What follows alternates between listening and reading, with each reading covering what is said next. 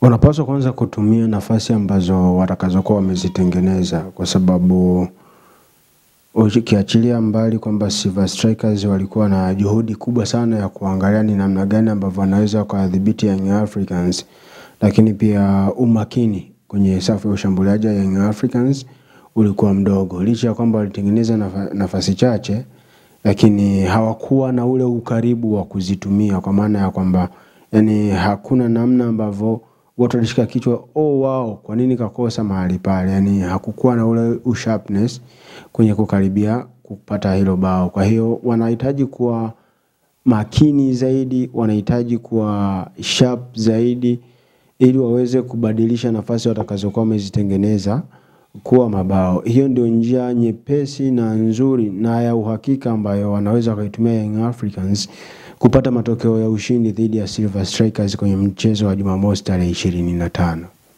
Kwanza nitakuwa Mtanzania wa mwisho kabisa kuamini Young Africans itamaliza mashindano yake Jumamosi ya tarehe 25, kwa maana ya kwamba Silver Strikers wanaweza waka-advance kuingia hatua ya group stages. Nitakuwa Mtanzania wa mwisho. Binafsi naiona nafasi ya Young Africans bado iko wazi, na ni issue tu ya viongozi, wachezaji na benchi la ufundi kujipanga.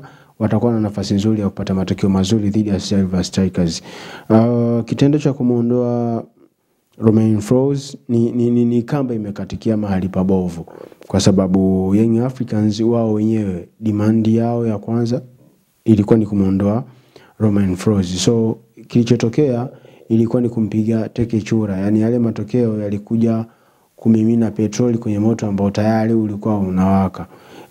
Nitabakia kusema tu kile kwamba Romain Folz hakuondolewa Young Africans kwa sababu ya matokeo mabovu. Ameondolewa Young Africans kwa sababu either kuna watu walikuwa hawamhitaji aendelee kuwepo kwa sababu zao binafsi, au inawezekana hawakuona kama ni mtu ambaye anaweza akapewa muda ili aweze kuimplement kile kitu ambacho tayari alikuwa ameshaanza kukitengeneza.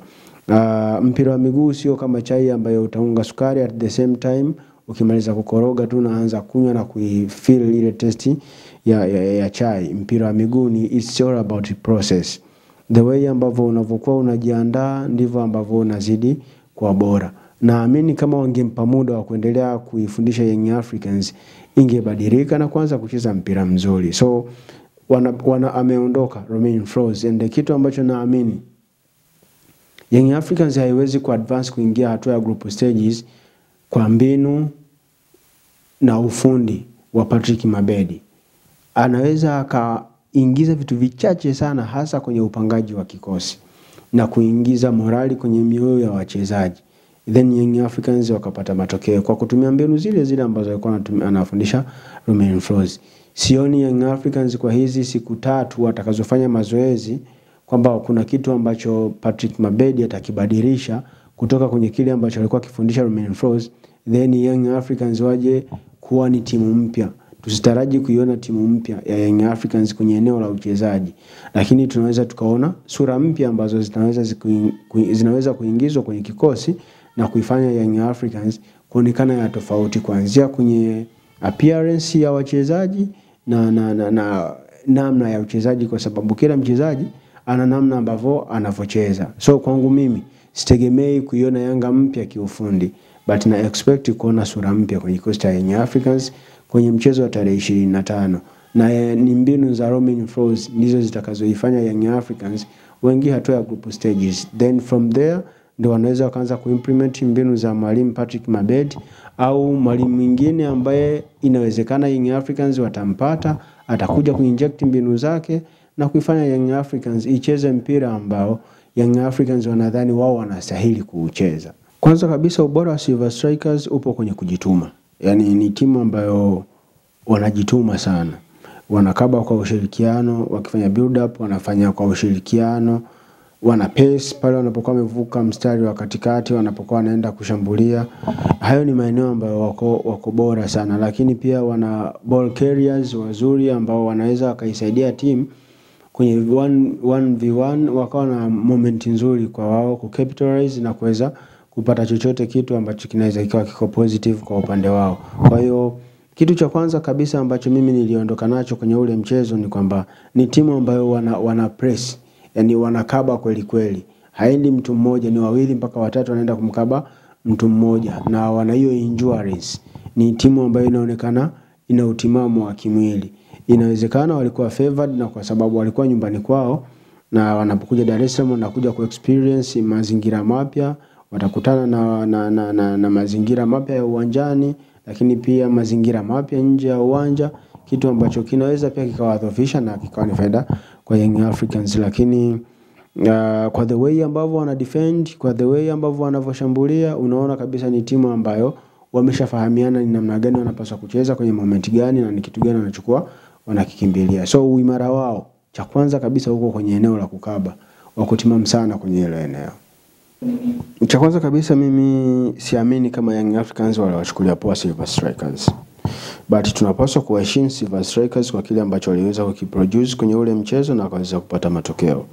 Inawezekana Young Africans wako vizuri, na ukizingatia kulikuwa kuna hizo tetesi za kwamba mwalimu alikuwa anaweza kaondolewa muda wowote ule. So unaweza ukasema hata wachezaji walikuwa wanacheza wanajua kuna kitu kipo kwenye kichwa chao kwamba huyu mwalimu inawezekana hata baada ya mchezo wa leo akaondoka. Kwa hiyo the way ambavyo kadri mechi inavyozidi kwenda, mchezaji akiwa na thoughts tofauti kwenye kichwa chake, inamfanya anapoteza ile concentration. Kwa hiyo inawezekana hata kile kilichokuwa kinaendelea nyuma ya pazia, viongozi wakiwa wanaamini huyu si mwalimu ambaye anastahili kuwa na sisi, ile kitu inatembea nenda mpaka kwa wachezaji, na wao wanakuwa nayo kichwani kwamba huyu si mwalimu ambaye sisi tunapaswa kuwa naye, muda wote huyu mwalimu anaondoka, let's expect atakuja mwalimu mwingine ambaye tutapaswa kufuata mbinu zake. Kwa hiyo hata mchezaji anaweza akarelax, akapoteza ile concentration, akaanza kucheza binafsi zaidi kwa sababu anajua mwalimu baada ya game anaweza akaondolewa. Na kwa wachezaji wakubwa ambao wana influence ndani ya team, inawezekana walienda uwanjani wanajua tukipoteza mchezo wa leo kocha hayupo. Kocha ni binadamu, inawezekana ameshakwaruzana na mtu mazoezini, kwa sababu nimewahi kusikia wanasema ni mkorofi ni kwenye kiwanja cha mazoezi. Kwa hiyo inaweza kufanyika hata sabotage. Tunafungwa leo au akitufunga leo mchezo ujao hata kwa vibaya tutawafunga tu, acha tufungwe. Wanafungwa ili mtu aondoke, then wanakuja kupindua matokeo Dar es Salaam, kitu ambacho kinawezekana. Hayo ni mawazo yangu, ni fikra zangu ambazo najaribu kuwaza kutokana na kile ambacho kilichokuwa kinaendelea kwa kikosi cha Young Africans. Lakini kwenye kuelekea kwenye ule mchezo, kuna kauli ambayo alitoa Engineer Hersi. Akasema wao kama club na kama viongozi hawajawahi kusita kufanya maamuzi hata yakiwa magumu kiasi gani. Wanafanya maamuzi bila kujali kuna nini kinaweza kikatokea. Ile ilikuwa ni ujumbe pia kwamba itakapofika muda wa kumuondoa Romain Folz hakuna kitu kitakachokuwa kinawazuia. Sasa hii inaenda mbali zaidi, inaenda kuresonate kwenye akili za wachezaji, benchi la ufundi, wasema kumbe viongozi tu wana jambo lao, hebu tuwasaidie tu kulitimiza hili jambo walifanya. Kwa hiyo inawezekana yale matokeo yalikuwa influenced na situation iliyokuwa inaizunguka Young Africans kuelekea kwenye ule mchezo. Trust me, Young Africans ni timu kubwa sana ukilinganisha na Silver Strikers. Bado naamini hata kama wangemchukua mpaka kwenye benchi la ufundi alikamwe na leseni ya ukocha, si ndio?